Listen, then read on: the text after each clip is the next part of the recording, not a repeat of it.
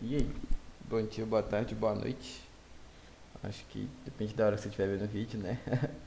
Ah, Bom, eu tava querendo mostrar aqui para vocês como que a gente pode fazer a validação de requests utilizando o componente form request dentro de contexto de uma API, ao invés de ser no web tradicional. Sendo bem rápido mesmo, para quem não conhece sobre form requests no Laravel, form requests é uma forma que o Laravel fornece para a gente de trabalhar de uma forma mais amigável com requests. Claro. Como assim? Por exemplo, você tem um formulário, nele lá tem um campo quantidade. Você espera receber esse campo quantidade e o tipo dele deve ser um numérico, um int no caso, do que você quiser chamar. Por quê? Porque não tem como ser uma quantidade receber um, 2, 3. Não faz sentido. Então, o Laravel, para a gente não ter que fazer essas validações todas na mão, você pode criar lá o seu componente form request, injetar ele no seu método e se o form request não tiver ok, ele não passa. O Laravel não deixa nenhum método continuar sendo processado. Ele já volta para a última chamada desse form request, ou seja, para o formulário e apresenta os erros e só vai passar quando os campos forem devidamente imputados.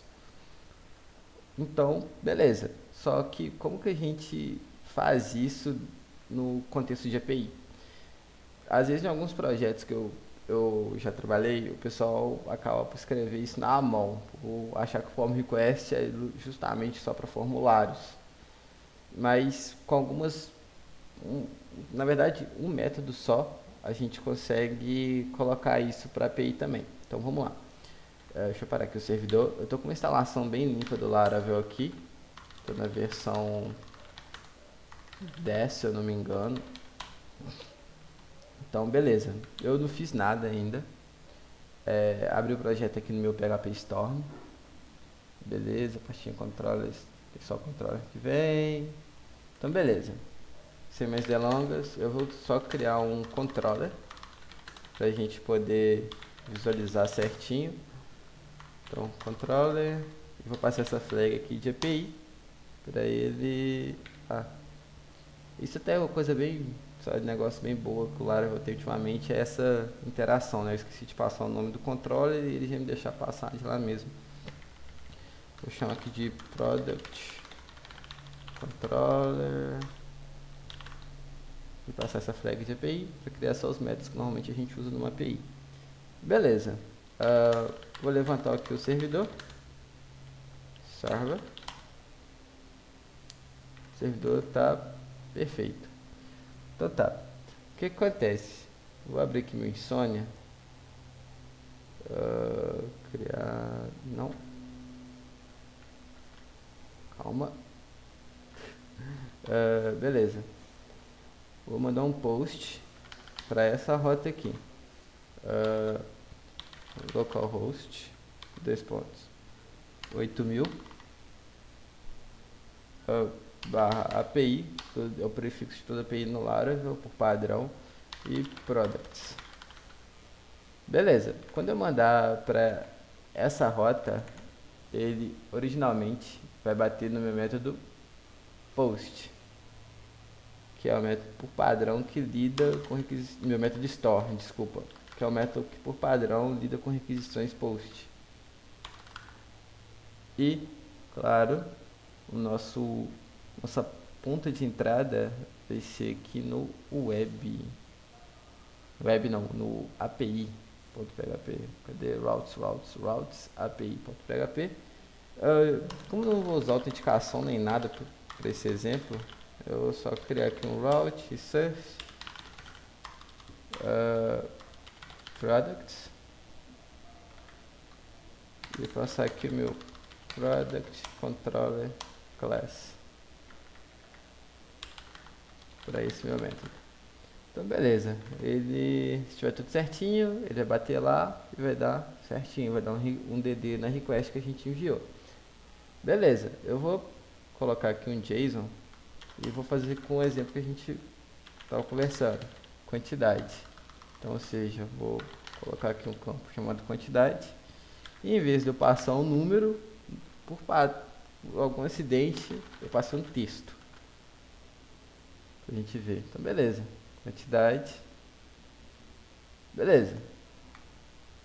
Como eu estou mandando um campo por padrão, eu poderia vir aqui e fazer a validação aqui no meu método mesmo, através do help validate, do próprio request. Mas imagine se eu mandasse aqui 1000 campos e teria que escrever a validação para esses 1000 campos, e eu tenho um outro endpoint que usa a mesma validação, tem que escrever a mesma validação para deixar isso mais centralizado.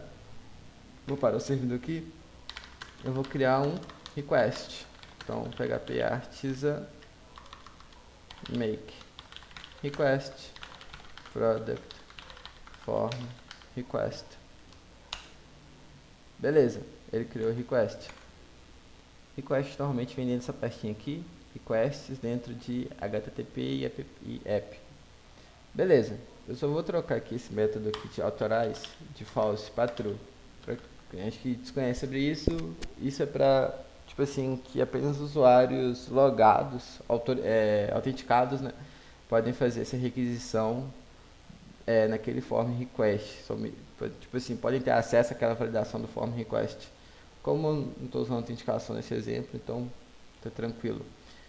Por padrão, esse método aqui, roles, que seria as regras, é aqui que a gente começa o nosso processo de validação. Então, por exemplo, campo quantidade, que vou usar uma forma que o Laravel nas novas versões colocou para a gente. Então, você só pode passar um array e passar os campos que você quer fazer de validação. Por exemplo, quantidade eu quero que ele seja obrigatório, que ele seja tipo numérico.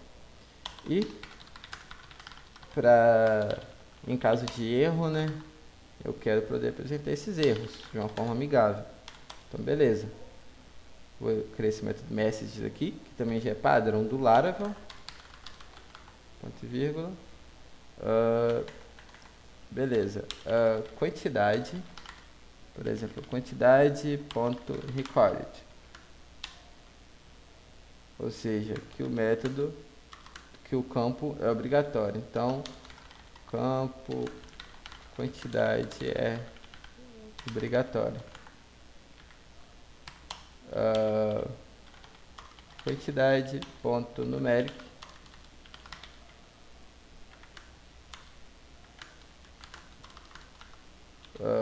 Beleza. Campo quantidade deve ser numérico. Deve ser numérico. Beleza. E vou fazer a injeção do form request aqui no meu método. Então, product form request. Tô com um request a mais. Beleza. Então, vou levantar o servidor de novo.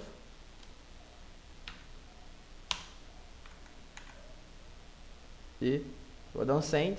E aqui o que aconteceu? Ele não passou nem no nosso DD que a gente tem aqui. Por quê? Porque o request automaticamente já falou, olha, esse request aqui não é válido, cara. Esse request ele tá com algum problema. Só que ele ficou sem saber para onde que ele mandava os erros. Então, como ele não achou para onde que ele tinha que mandar, ele voltou para a página padrão do Laravel.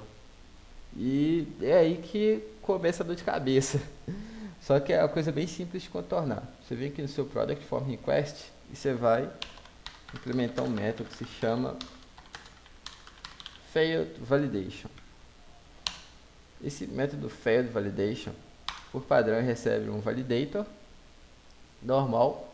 E o que a gente vai fazer? Eu vou lançar aqui uma nova exceção.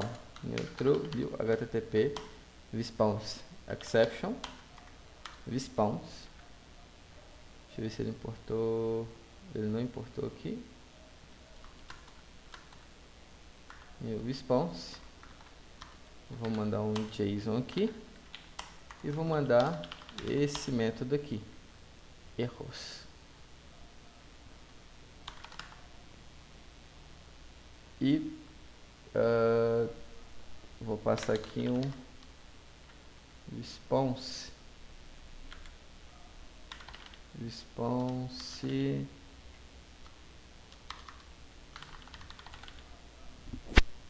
Illuminate, HTTP point response. Não é esse response que eu quero ainda. Beleza, eu vou passar só um 500 aqui de status code. Mas o response, na verdade, que eu quero fica dentro desse namespace aqui. Response.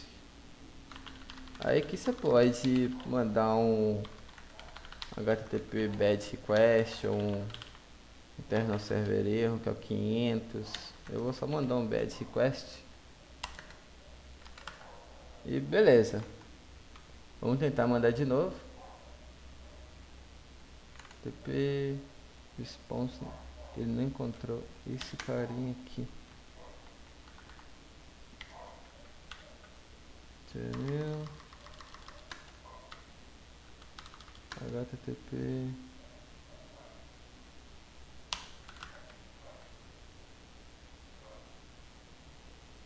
TP response exception. Aqui esse cara, vamos aqui no Google e ver na onde que esse carinha aqui fica dentro do Laravel. Eu também perdi o namespace dele.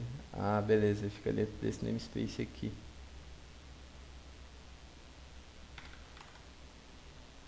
Então, no use aqui.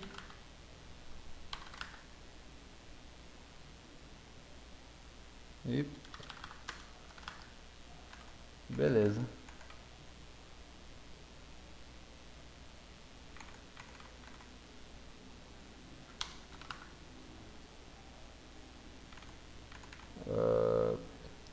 Beleza. É assim mesmo, galera. Deu erro, procura na documentação, cara. A documentação do Laravel é sempre a melhor coisa. Então, olha lá, ele passou, olha, o campo quantidade deve ser numérico, porque a gente mandou um texto. Mesmo se você mandar, por exemplo, 1, 2, 3, ele passou no DD. E se você colocar também como um texto, por exemplo, 1, 2, 3, o Laravel automaticamente consegue ver que ele faz um cast para um inteiro e automaticamente vai ver que é um tipo do campo numérico.